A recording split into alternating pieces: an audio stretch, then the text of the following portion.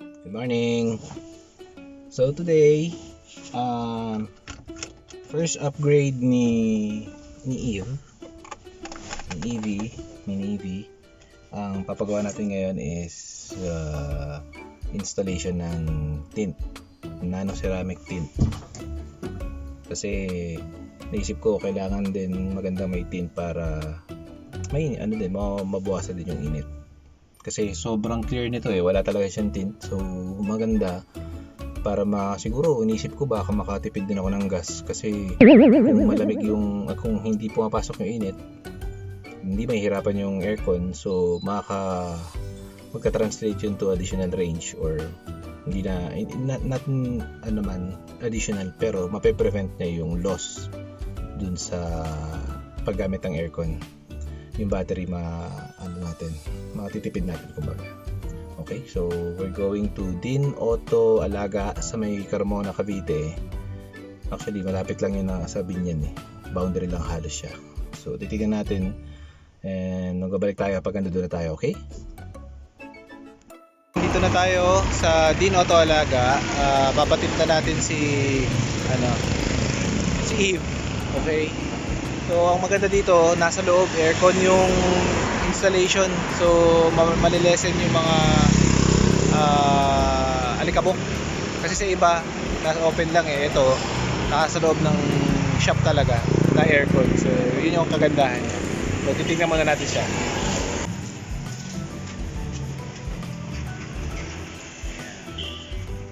Ito si Miss Daisy. Ay, hello po. So ito si Eve.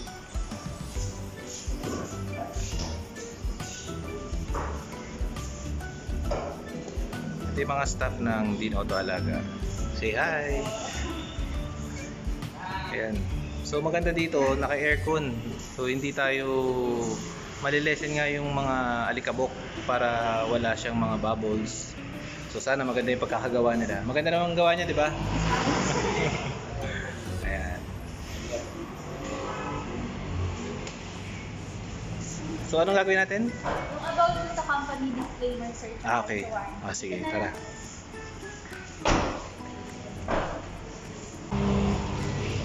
Ayun po, sir. Balik kay Lord Supreme, sir, na ceramic field. Meron po tayong 8 years warranty.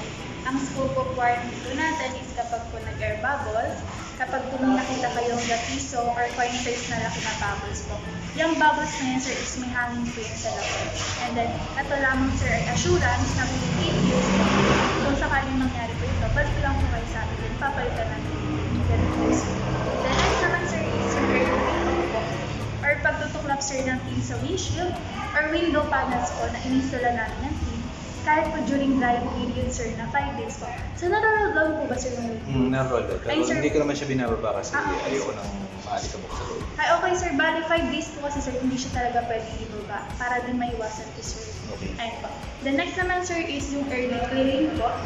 Kung mapapansin niyo, sir, sa picture from June and super black po, to totally glass na parang walang tape po, sir. So, ayun, sir. Ito yung gauge natin dito, sir. Asa may pag-gauge naman Opo, kayo sir. para makita. Panukat po ito ng present shade ng tape. So, titingin lang sila, sir, sa VLT or visible light and screen times po. Ano yung threshold niyo bali? From super black, ano yung value niya? And then yung threshold para masabi mo na Ayun, sir. hindi na... Bali, sir, kapag sinukat natin dito sa super black po kasi, sir, is may 5% po. So, kapag po mas mababa yung number percentage, mas mahindi po. And then, medium black naman, sir, meron po siya 24% po. So, kapag po mas mataas yung number percentage, mas maliwak na. Then, pwede po kayo dito mag-base kapag itong black shade ay naging clear bluish po. Ano yung value Si ng clear bluish po kasi, sir, meron po siya 70% po. Okay. Or totally glass na walang ganun po siya, sir. Okay. And then, sir, ang hindi naman po kasali sa warranty is normal fading po na tinatawag. Di ba, sir, sinukat natin ng VLT niya? Kapag po tumaas itong dalawa ng up to 69% po, yun po yung unti-unti siyang lumiliwanag dahil po ginagamit niya. And normal lang yun, sir, sa lahat ng pin po. By the way, sir, ang lifespan po ni birds is 10 to 15 years naman po. Susulit po, sir. Ay, sir. Kung sakali nga po nag-70 siya, dun po pasok yung warranty natin na early clearing po. Okay. Okay, sir. The next naman sir, about po sa company disclaimer. Since wala naman po sila with copyright, so skip na natin yung disclaimer. Actually, napanood ko yung video, may video kayo na. Opo, So, sir. aware naman ako dun sa mga, ano yan. Sa mga company disclaimer natin sir, disclaimer. tsaka yung sa warranty. Then last one na lang sir, discuss ko na lang din po about sa minimal dust po. Yung mga dust kasi na yan sir, na-trap during installation po. So unavoidable po yan and hindi natin siya binag-guarantee na no severe dust kasi wala pong ganun sa lahat ng tint room. Pero yung tint room natin sir is closed area naman po. So mamiminimise naman sir, mababawasan. Kung sakali sir may makita kayo ganyan, normal lang din naman po. Pero kaya nga po sir, nililinisan po nila yung outside body po ng unit. Then kung sakali sir, ito po kasi ang itsura ng mga dust. Okay. Ayun po. So compare po sir kung sa labas po ginawa, mas maraming dust po doon. So question lang, halimbawa, meron siyang, hindi siya pasok sa warranty, pero yun ba, yung likod ko lang yun na gano'n. How much yung warranty? Okay, Kung standard likod ka, sir. babalik ako, out of warranty siya. Opo sir. So, magkano naman? Kung sakali sir, magpapapalit kayo ng shade. Shit. No, I mean, yung likod lang, halimbawa, nagkaroon ng bubbles na hindi kasama sa warranty, pero ayoko, gusto ko mapalit, tapos magbabayad na lang ako. How much yung likod lang? Halimbawa? Standard pricing Standard po price tayo, lang naman. sir. Magkano po yung Mr. Per vacuum shade please? 1.5 sir. 1.5. 1,500 out sir. Okay, so hopefully hindi naman tayo magkakaroon. Okay. And then sir, pakita ko lang din sa inyo sir. Itong gauge kasi natin is pang heat resistance po. Ginagaya po natin sir yung sikat na araw po. Then ito naman sir yung heater natin. Mapapil nyo rin naman po sir, safe naman po. Glass wood natin po. Ayun sir. Wala po bang outfit sir? Wala. Ayun sir. Wet tint. Possible ito po yung nararamdaman. So yan, From 7,000 po. Then, salaman natin sir na medium black po. Yung heat guard supreme natin sir, yung medium black po. medium black. From 8,000 sir, tamaas na po siya. Kasi naka-update na rin yan sir. So, ayan po. 450 na lang. Up to 97% heat resistance po yan. Okay. 450 na lang yung ano. Apo sir. Then, si super black naman po. From 7,000 po. 7,000. Naging 475. 475. Ayun. Then sir, kapag naman ko ginawa kami yung glass, no, na may naka-install na heat guard supreme, normal lang po sir na mainit po siya. Kasi siya po yung nag-absorb ng init sa labas, para kahit pa paano ay kaunti na lang po yung feel sa loob. And then sir, kapag po nag-park kayo sa open parking o no, shaded parking po, normal lang din sir na mainit sa unang pagpasok mo po sir. Kasi nakulog na to. Kasi sir, ang init po, hindi lang din sa glass pumapasok. Minsan sa bubong po or sa sides po. And then sir, ang pinaka-help po kasi ni Heat Guard Supreme na ceramic film is maging katulong po ng aircon nyo para po mapabilis at ma-maintain yung lamig while driving po. Okay. Yeah. Actually, yun naman ang purpose ko talaga is, kasi since electric vehicle siya, so kung mas malamig yung loob ko, so hindi mahihirapan yung aircon, makakatipid ako ng gamit. Yes po sir.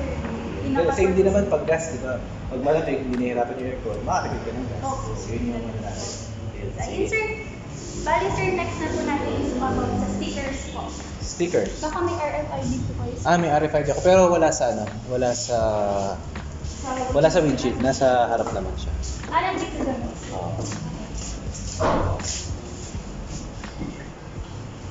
Bali ito sir. Yan, baka pwedeng i-scrape lang. Tanggalin na po. Tanggalin tapos, kung pwede ibalik na. Kasi ano yan yung tag ng ito, parang ganito. Ay, okay sir. Engine tag lang. Gumagana to. Hindi naman siya RFID, sticker lang siya para lang sa loob meron kang identifier ng chat, ng engine. So papakita lang natin yung tint na papa-install natin. So ito siya. Ito yung super black. Yung makikita mo pag nasa loob ka. Ganyan. Tapos ito naman yung medium. So itong medium, ito yung sa harap natin para hindi tayo mahirapan mag-drive. Yung sa side, sa windows, ito. Para at least meron privacy.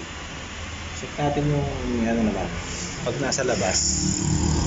Ayan, kunyari, tayo, ibang kotse tayo.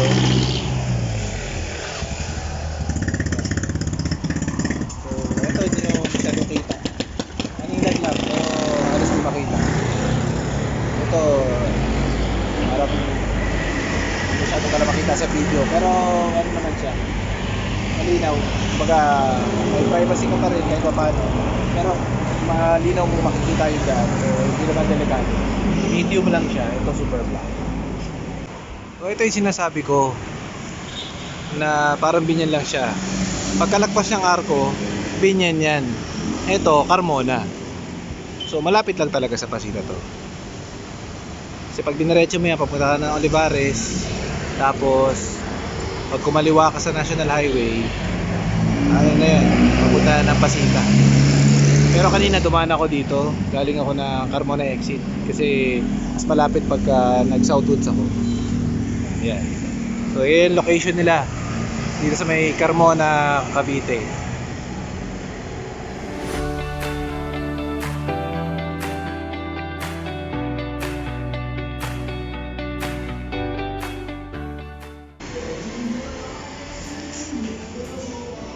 Ito kanilang waiting room. Diba? Nice. Okay din. Tapos may one-way mirror dito. So hindi ako kita. Kita ko sila. Pero hindi nila ako kita.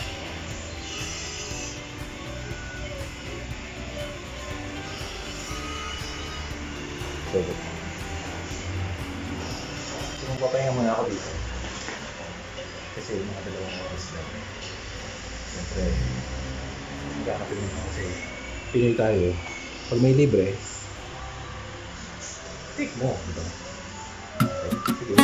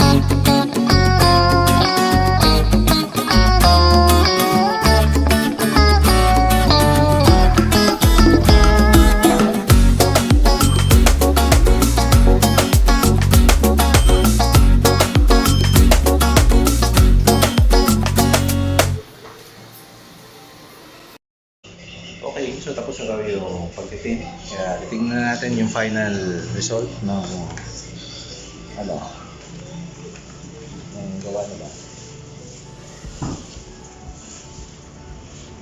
Ayan. So yan si ate.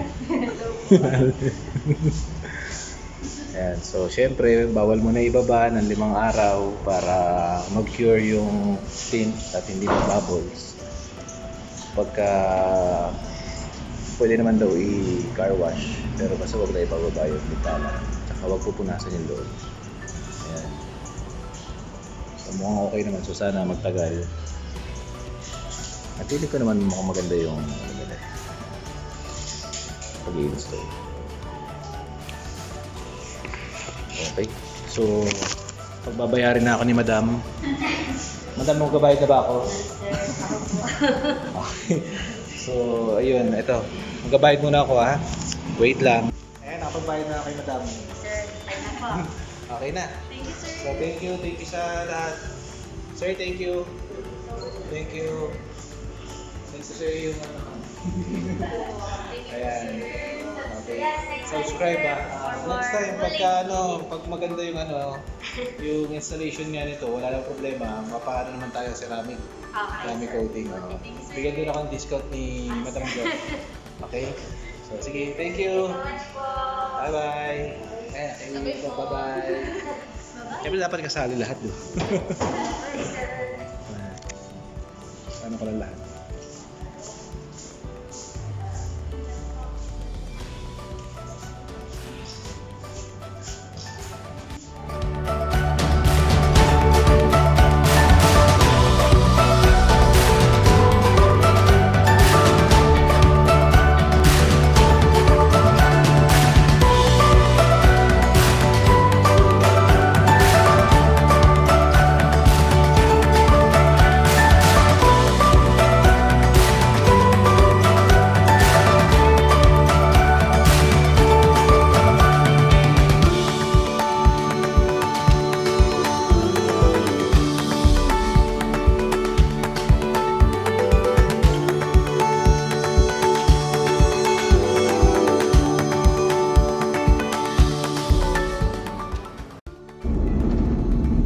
Alright, so tapos na yung pagtitint natin. Mukhang maganda naman yung quality. Actually, ang ganda eh. Ang ganda ng niya. Kitang-kita sa yung view ko sa labas. Maayos, hindi siya dark. Parang parang wala lang eh. Pero kanina nung nasa labas ako, sinecheck ko, hindi ako masyado kita. So, sana magtagal yung nito, yung quality niya. Pag hindi siya mag-fade kagad, hindi siya mag-bubbles. May warranty naman sila, pero syempre ingatan na rin din natin, huwag natin magagasgasan, tatamaan ng kung anumang gamit para hindi siya masira. I-check din natin yung effect dito sa aircon. Since may tint tayo, dapat yung heat na may heat resistance na siya. So dapat hindi na masyado mainit sa loob galing sa araw. Tapos yung aircon natin hindi na mahihirapan palamigin yung loob. Actually malakas naman talaga yung aircon nito. Kaso syempre nahihirapan yung motor na magpalamig kasi nga may lumalaban yung init, lalabanan niya. So kaya mag-work yung motor ng mas malakas para ma-provide niya yung power. So definitely kung gano'n yung mangyayari, makakatulong siya, mag-translate yun sa savings natin sa battery. So siguro kasi ang normal na consumption niya sa battery ng aircon usually 4 to 5. Ang sabi dun sa manual nila is 5% ang consumption. For every hour, 5% yung makukonsume niya sa sa battery. Pero based dun sa test ko, parang mga 4.1 something lang eh. Well, hindi naman siya ganun ka-scientific. Siyempre wala naman tayo mga meter or mga gauge na komplikado. Ito real life lang lagi yung testing natin para yung totoong kung paano ka gumamit. Yun yung makikita nating result. Basically, pag sa laboratory, 'di ba? Yung parang controlled lahat yung environment, 'di ba? Tapos meron silang mga parameters na dapat i-maintain. So hindi yun yung talagang real life situation. Pagka yung real life talagang gumagamit, natin makikita. So as much as possible, I'll try na scientific yung approach ko dun sa mga test. Kasi bala ko mag-conduct ng different kinds of test dito para makita talaga natin yung capability, full capability ni Wuling Mini EV. Okay? Sige, pupunta muna ako ng Alabang.